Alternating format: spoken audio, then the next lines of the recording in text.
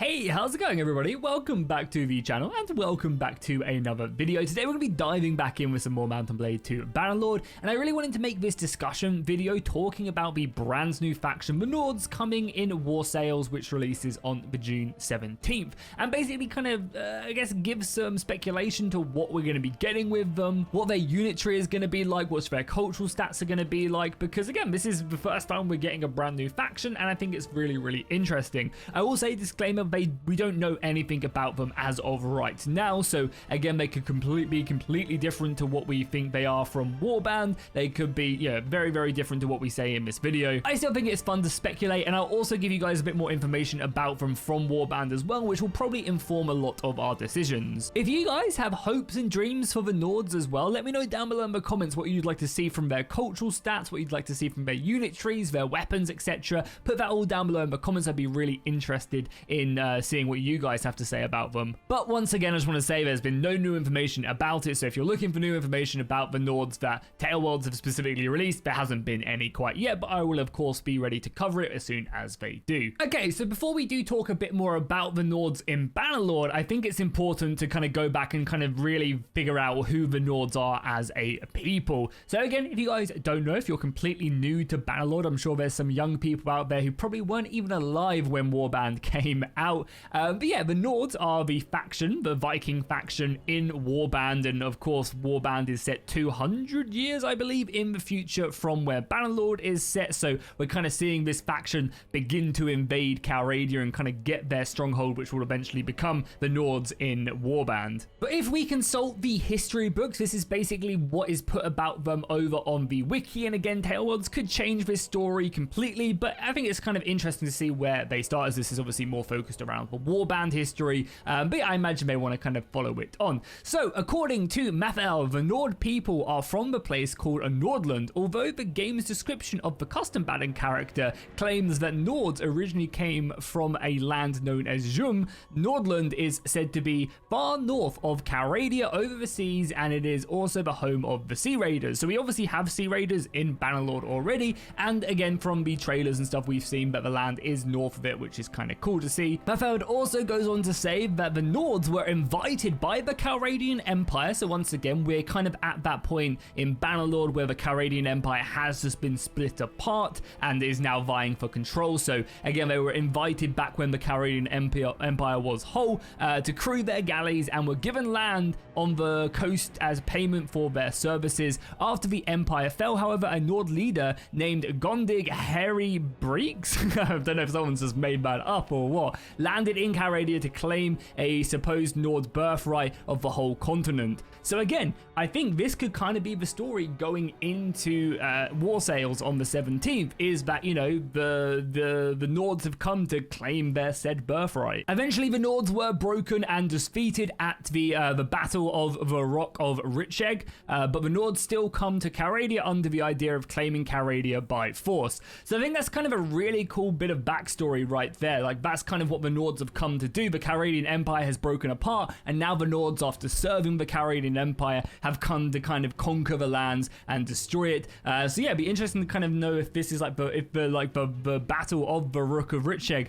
is kind of like maybe an event that will happen in the DLC. Probably not, but that would be very cool. Then, to get a little bit more of an idea about their kind of strengths and weaknesses right here, we go ahead and take a look at it. So of course, their tactics, and again, this is just stuff from Warband, I imagine, that they put together right here in the wiki to kind of give you a good idea. So their strengths: powerful infantry with an excellent choice of equipment for direct engagements. Their archers are skilled in and equipped for close quarter combat as well as long range fire. All troops have high athletic skill by default, and excellent troops for both attacking and defending in sieges. So basically, heavy infantry. Their weaknesses are complete absence of cavalry, they're vulnerable to heavy cavalry, and they have the second lowest strategic mobility out of all the factions. That means they're not as fast on the campaign map. Finally, the little summary right here says that in military terms, they are an infantry-based civilization. They boast heavy infantry, heavy shock infantry, and they also throw volleys of axes and javelins before engaging. They then also say that they rely on their heaviest infantry, and that is the Nord Hoskel, which is arguably one of the best infantry in the game. So just from that brief description, you get a really good idea about the Nords themselves. You know, it's kind of like we have Nords at home, and then it pins over to the Sturgians, as I feel like the Nords are what we always wanted the Sturgians to actually be. And that actually might have some of you confused as well. I imagine a lot of people like always thought the Sturgians were Vikings and are a little bit confused by this. The Sturgians are based off more of a Slavic nation rather than the Scandinavian Nords / Vikings. So again, there is going to be a big difference right there. And we'll take a look at the Sturgian rosters once we get in. But now let's talk about a little bit more about what we want to see from the Nords themselves. Of course, we're getting naval travel as well, and that's not something that Warband had, and it's going to be really, really important for the Nords as they're obviously migrating from the northern parts of the map down south and using them ships to hopefully do like fast hit and run tactics. But every cultural ability right here, with all the factions actually are two. So you have 2 positives and 1 negative. If we take a look at the Sturgians, again, they're not the same as the Vikings, but they're going to be more similar than the other factions. You can see they have recruiting and upgrading infantry are 25% cheaper. Army loss from cohesion is a little bit less, so they can basically have their armies together longer. However, they get a big penalty from their kingdom decisions. So again, I think something like this wouldn't be too bad for the Nords. I think probably one of their abilities has to be either about raiding or about infantry, right? I think the top one will be like they get a big bonus for raiding, whether it's more loot, faster raiding. I think faster raiding could be really nice, and that could be something that you could stack. Unfortunately, I feel like raiding in general in Bannerlord isn't anything crazy. I feel like they should like triple the loot you get. Obviously, destroying a recruitment center is kind of nice, but the AI cheats anyway and just generates soldiers, so that's not really a problem. So yeah, I mean, just maybe more profitable raids would be a really cool ability, and I think they definitely need something to do with their heavy infantry. Again, as we read in the wiki, that's everything that this faction is about. So maybe just like infantry in your army get way more bonuses than say your average faction. And keep in mind, again, you could obviously couple this cultural cultural decision with any other faction as well. So you could take this and take them bonuses and go lead an empire army into battle, for example. And then for their second bonus, I think is very important to, of course, and I think it's probably a no-brainer to give them a movement speed bonus at sea. You know, just be the better sailor. You know, the Nords are going to be a faction that will allow you to basically dominate the seas, and much like Britannia with their better movement speed on the sea, I think the Nords have to receive a bonus at sea, so that, you know, if you want to be that pirate, you pick the Nords as that faction for the most part. I mean, and again, that's the thing as well, like this ability right here for Britannia is so good, I basically never not take it unless I'm role playing a different unit. Like, this is the best ability in the game right here, and I think the Nords definitely would love to actually utilize that. Again, just to reiterate it, you don't need to just leave the Nord faction or join the Nord faction. This is just your character bonuses for being a Nord, so you can take them bonuses and lead any other faction. And then I think something else, so for their negative, I think it'd be really interesting to give them a big hit to their city income. Make it so that like taxes and basically production and everything that isn't like focused around navy is really bad. You know, the Vikings very much are like these, you know, nomadic people. They haven't settled really too much, and they're looking to expand, and you know, they don't live on these big cities, these big places. It's a lot of small holdings scattered around. They said in the blog post as well that the faction itself is going to be like, it's not going to have as many dense cities as the other factions. Their settlements are going to be very spread across the wastes in the north, and that invasion, you know, down to the south is very much like, you know, Ragnar's lands looking out to the west and going invading and then trying to settle there. So yeah, I feel like the faction shouldn't rely on city income and taxes to get their money. It should be raiding, and it should be it should be like winning battles. Maybe you get more money through battle loot, you know. That's kind of the cool trade-off, is like all of a sudden you're not taking a city and then making all the money you need in the world. No, you're actually still having to raid and pillage and do all that Viking-y stuff to actually make your money. Okay, so now we are on the campaign map right here. I'll zoom out. I'm using a mod that lets you zoom out, and again, keep in mind that they have said that they've reimagined Calradia for this update. So again, these things are all going to be changed up here. There's going to be different lands and stuff. They've also changed a bunch of like settlements down here. There's like more rivers coming in through these lands. Like all of this has been changed. If you look at the trailer, you'll see that they've moved settlement places. I believe Britannia has some settlements on the coast now. now as well. So I think basically, obviously, to give every faction the ability to use ships and stuff. But yeah, there's more rivers, and I think this part of the map has dramatically changed. But yeah, the Nords will be positioned up on this little continent, oh, not continent, but this bit of landmass up here. And then there'll also be like one of these islands, I think, is much more prominent, and it's much further south as well. So you'll see that. And I think this is actually maybe a bit further north as well. Like it's a bit more further pushed out to give this more of a sea mass right here, so there's more kind of sea to fight over and more to invade. So yeah, I think this has been pushed, and these islands are bigger and are obviously pushed over there, which would obviously be pretty cool. Obviously, you know, launching your invasions and obviously being able to fight, you know, enemy ships as well between that is also very, very cool. But yeah, now let's just take a look at their unit roster. So again, I want to compare this to something like Sturgis. So as you guys can see, the Sturgian unit line is pretty cool. You know, it does its job. Their infantry is somewhat disappointing. The fact that I would say Sturgia are much more of a defensive, jack-of-all-trade faction rather than the Nords, who I feel like are going to be much more aggressive. Taking a look at the Sturgian roster, of course, we have Sturgian recruits down to infantry, then we go Sturgian soldiers, and then kind of at tier 3, I mean, even at tier 3, they don't really have any scary capacity. There's no javelins on these tier 3 soldiers at all. Even on tier 4 and tier 5, yeah, there's no javelins unless you go down the heavy axeman. And this is like the pretty cool unit, but he's not really that crazy when it comes to his weapons, his armors, his stats aren't that crazy. Yeah, his athletics being 130 is kind of nice, but again, I think other units can really dominate that. You know, compare that to the heroic linebreaker as 150, for example. And you know, like this chain isn't anything that crazy. Like it's 32 armor on these guys, and this Lamna has 50 armor, which is pretty good, but the legionaries absolutely demolished that, and they don't really have the stats to counter the other stats that, you know, the other weapons and shields and stuff that the other legionaries have. So the Sturgian heavy infantry feels really, really lackluster compared to the majority of other factions. But one advantage they do have with this, with the heavy spearman, is it's a spearman, and a lot of factions rely on heavier cavalry, so it can kind of deal with its own, but for the most part, you're kind of going to get beaten up on the battlefield regardless. Also have a pretty light skirmisher horse raider unit. It has like some javelins, well, 5 javelins,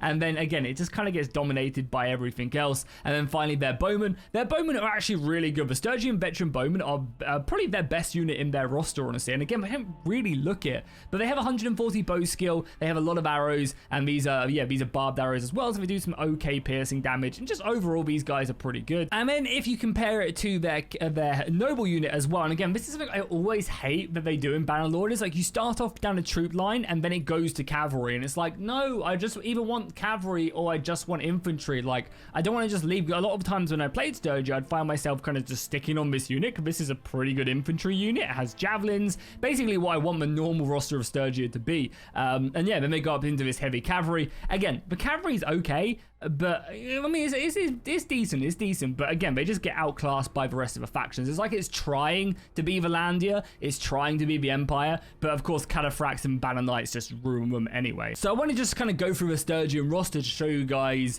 the Nords that we have at home. You know, this is kind of the roster. It's just kind of like trying to be every other faction, and I guess that kind of does work in the lore. You know, it's kind of like the faction's trying to adapt to Caradian warfare rather than being its own faction, and that's what we want from the Nords. So again, with the Nords, I want down this left-hand side, I want just like pure strength. Again, they're not, hopefully, I really hope they do follow through with what they have in Warband.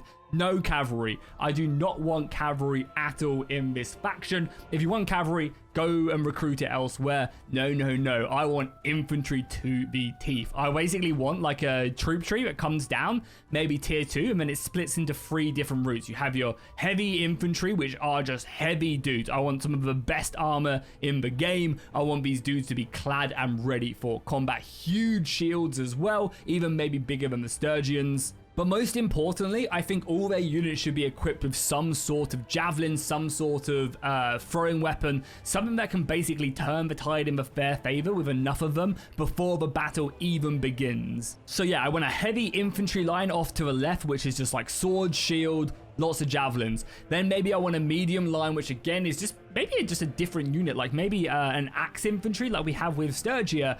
But again, maybe it's a little bit more lighter. Maybe this is the unit you send around the flank to try and take out the enemy, and they have really good armor piercing. They can smash in to the side of a line and just start cutting through armor like it's nothing. You know, I want a normal infantry line, which is just there to hold. I want a line that just comes in and starts hacking away. And then, of course, yeah, we want a heavier Huskell unit. But I want this Huskell unit not just to be vulnerable. I think right now the heroic line breaker, it just gets shot to pieces. His armor is really, really trash. It's 32. Like, I want a heavily armored, basically like a legionary style knight. Maybe even give him a shield as well. Like a big two-handed axe, a sword and shield, or maybe just a shield, you know, that it uses to kind of let them get close and personal. Maybe they may drop it and pull out their axe and just start hacking away, you know. That's the problem with these line breakers. They're too susceptible to a mass missile line, which does happen in Bannerlord. Of course, we'll then get rid of all of his cavalry, and yeah, just give us a pure skirmisher line. Give us like a very good throwing unit that just has plenty of javelins and the ability to stick them in a separate group. I don't want this unit to be classed as infantry. I want a completely separate group, so we can just have a separate group of skirmishers. You can send around the flank, throw in javelin. As of right now, that's not possible in Bannerlord because they changed the grouping screen, which was so silly of them.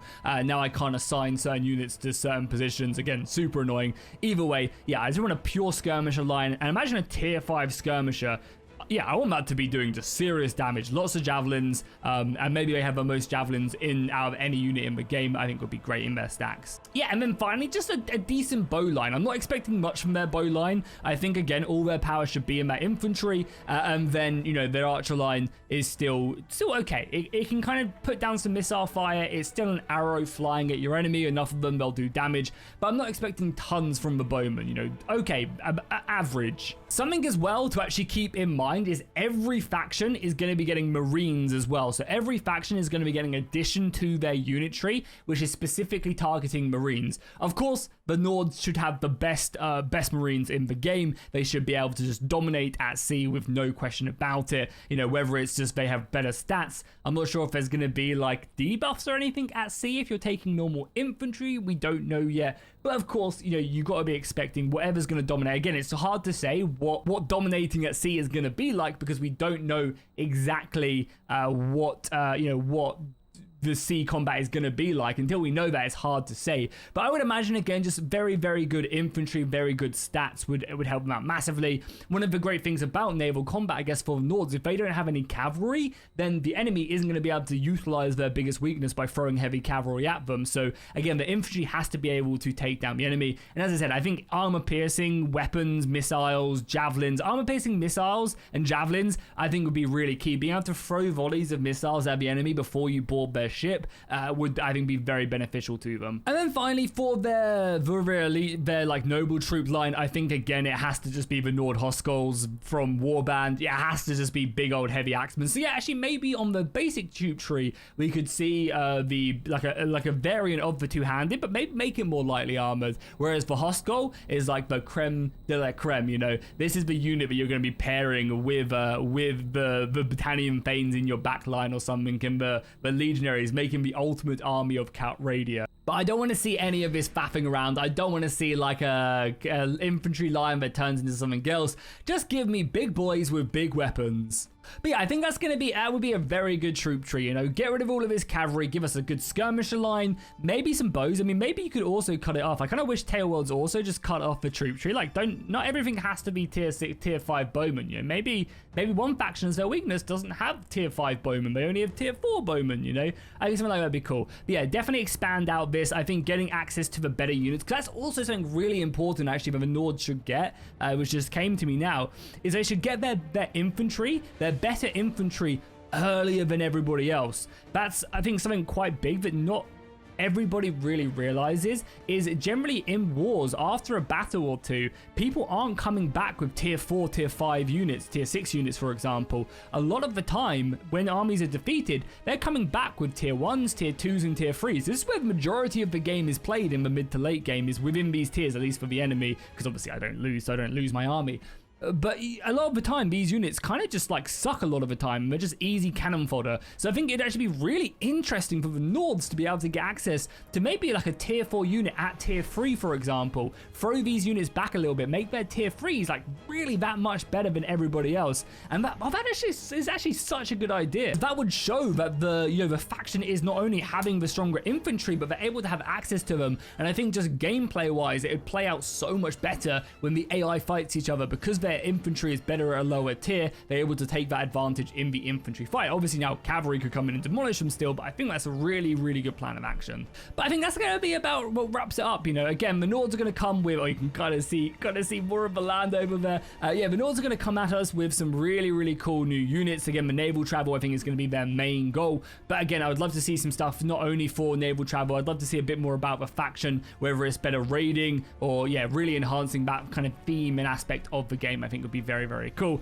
Obviously, I'm extremely excited for them. I probably won't make any more videos on the new DLC until they drop more information, but as soon as they do, I'll be one of the first people to cover it, so make sure to check it out. Let me know what you guys thought in the comments down below. Do you agree with some of the stuff I suggested? Would you like to see other things? I'm really interested to see what you guys think they'll be like and what you hope they'll be like, so please do post that down below in the comments. I'll make sure to read all of them, and yeah, I'll see you guys in the next one. Thank you guys so much for watching. Subscribe to not miss any information about war sales, and fish out.